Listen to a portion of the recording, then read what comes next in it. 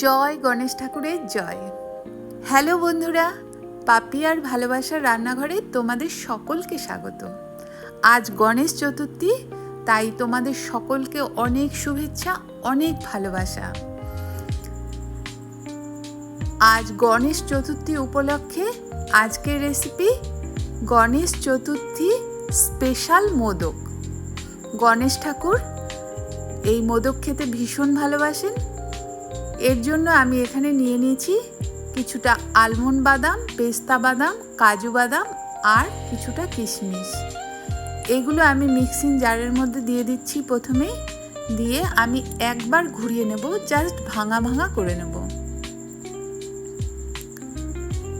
একবার ঘুরোতেই দেখো এরকম গুঁড়ো হয়ে গেছে।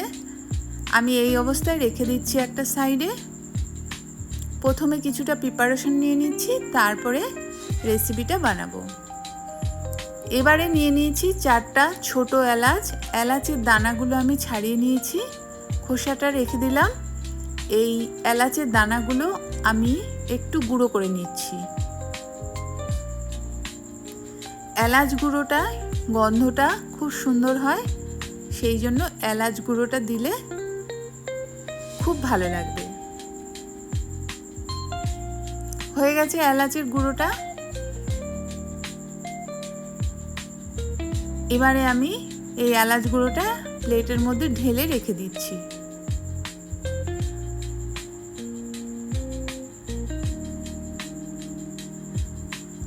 রইলো, আমি সবই পরে ব্যবহার করব। এবারে আমি রেডি করে নিচ্ছি 2 চামচ গরুর দুধ নিয়েছি, তার মধ্যে 1 চিমটে কেশর দিয়ে দুধটাকে ভিজিয়ে রেখে দিচ্ছি।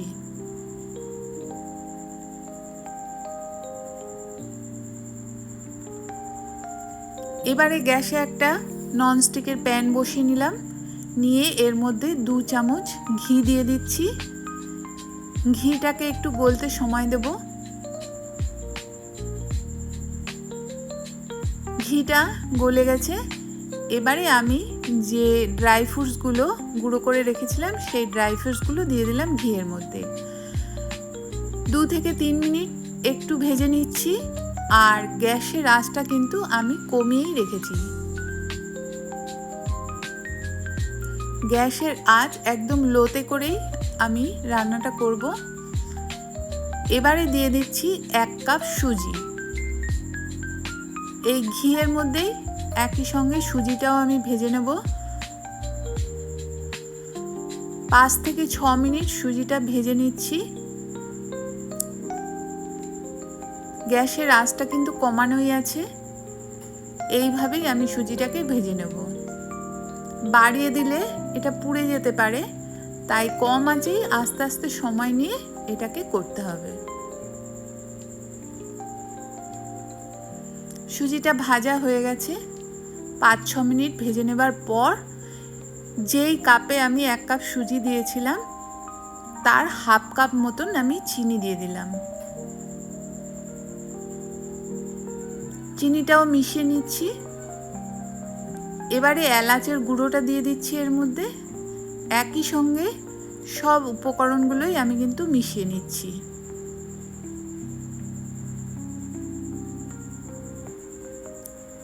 সব কিছু মিশিয়ে নেবার পর আরও 2 থেকে 3 মিনিট আমি এভাবেই নাড়িয়ে নিলাম। এবারে এর মধ্যে দিয়ে দিচ্ছি যে কাপে আমি সুজি নিয়েছিলাম 1 কাপ, সেই কাপেরই আমি 2 কাপ এখানে গরুর দুধ দিয়ে দিচ্ছি।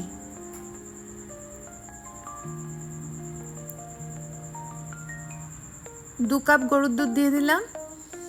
বেশি কিন্তু দেবার কোনো দরকার নেই, মাপে মাপে দিলেই জিনিসটা সুন্দর হবে। আবারও ভালো করে নাড়িয়ে নিয়ে এবারে যে আমি কেশরটা দুধে ভিজিয়ে রেখেছিলাম সেটা দিয়ে দিলাম।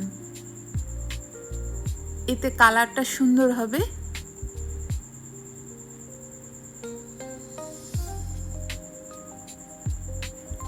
ভালো করে মিশিয়ে নেবার পর আমি ঢাকা চাপা দিয়ে রেখে দেব। প্রায় 10 মিনিটের মতন আমি লো আঁচে ঢাকনা দিয়ে রেখেছিলাম। 10 মিনিট পর ঢাকনাটা খুলে নিলাম।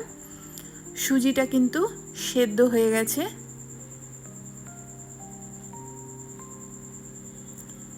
এবারে আমি এটাকে আস্তে আস্তে একটা সুন্দর ডো মতন বানিয়ে নেব। আরও কিছুক্ষণ নাড়িয়ে নিচ্ছি, যতক্ষণ না একদম ডোটা সম্পূর্ণ একসঙ্গে জড়িয়ে যায় ততক্ষণ অবধি আমি একটু নাড়িয়ে নিচ্ছি। আর গ্যাসের আঁচটা কিন্তু আমি কমিয়েই রান্নাটা কিন্তু করছি, বারবারই একটাই কথা বলছি।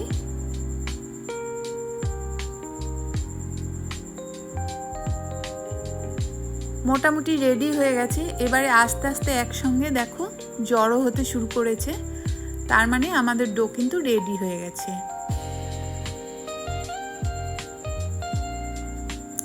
একদম রেডি হয়ে গেছে। এবারে আমি গ্যাসটা বন্ধ করে দিচ্ছি, দিয়ে এই অবস্থায় আবারও আমি ঢাকা দিয়ে 5 মিনিটের মতন রেখে দিচ্ছি।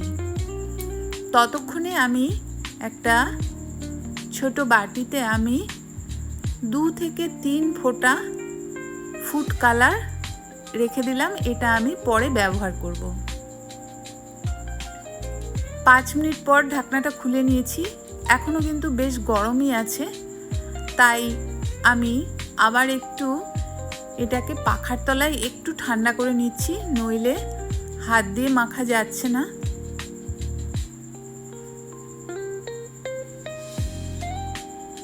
একটু ঠান্ডা করে নিয়েছি। এবারে ভালো করে হাত দিয়ে ডলে ডলে আমি এটার একটা সুন্দর ডো বানিয়ে নিচ্ছি।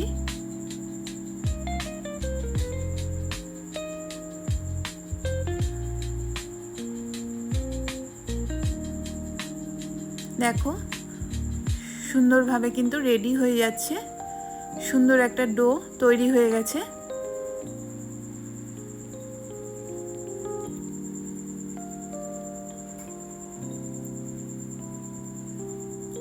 এবারে আমি মোদকগুলো রেডি করে নেব। আমি অল্প অল্প করে কেটে নিচ্ছি ডোটা থেকে, দিয়ে হাতের মধ্যে গোল গোল করে নিচ্ছি প্রথমে, তারপরে আমি হাত দিয়েই মোদকের মতন করে বানিয়ে নিচ্ছি। আমার কাছে কোনো ছাঁচ বা মোল্ড নেই, আমি হাত দিয়ে কিন্তু বানিয়ে নিচ্ছি। আর হাত দিয়ে সুন্দর হয় বানানো, কোনো অসুবিধা নেই এতে।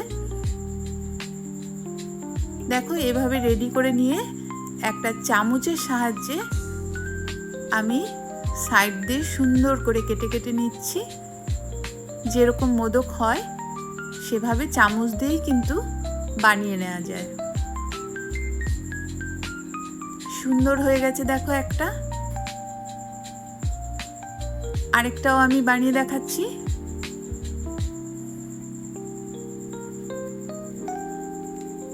গণেশ ঠাকুরের প্রিয় খাবারের মধ্যে মোদক কিন্তু একটা,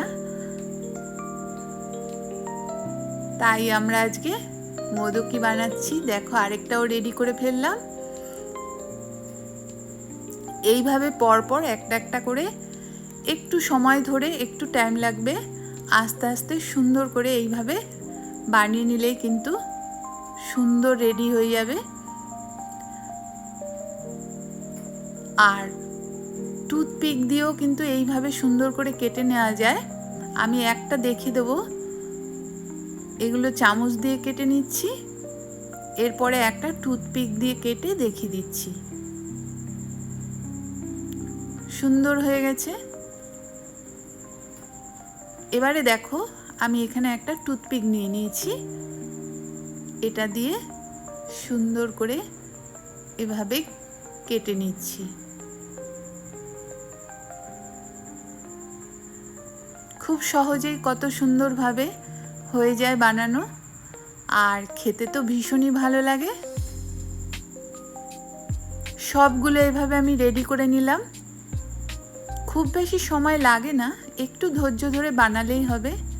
এবারে যে আমি ফুড কালারটা রেখেছিলাম, আঙুলের ডগে একটু করে দিয়ে আমি তিলকের মতন প্রতিটা মোদকের মাথায় এটা লাগিয়ে দিচ্ছি। এতে দেখতে বেশ সুন্দর লাগবে।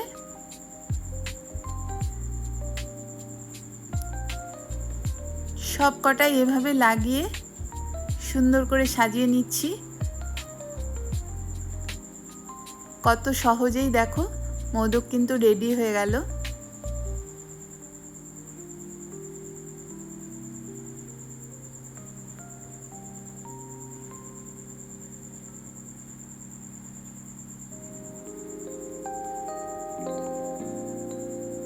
একদম তৈরি।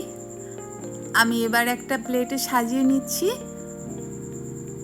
সাজিয়ে তোমাদেরকে দেখাচ্ছি। এভাবে কিন্তু তোমরাও খুব সহজে বানিয়ে নিতে পারবে গণেশ পুজোর সময় বাড়িতে।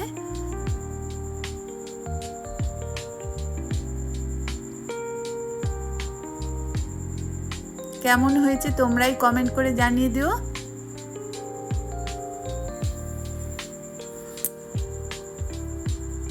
গণেশ চতুর্থী স্পেশাল মোদক একদম রেডি। ভিডিওটা ভালো লাগলে একটা লাইক করতে ভুলো না। আর গণেশ পুজোয় তোমরা সকলে খুব আনন্দ করো।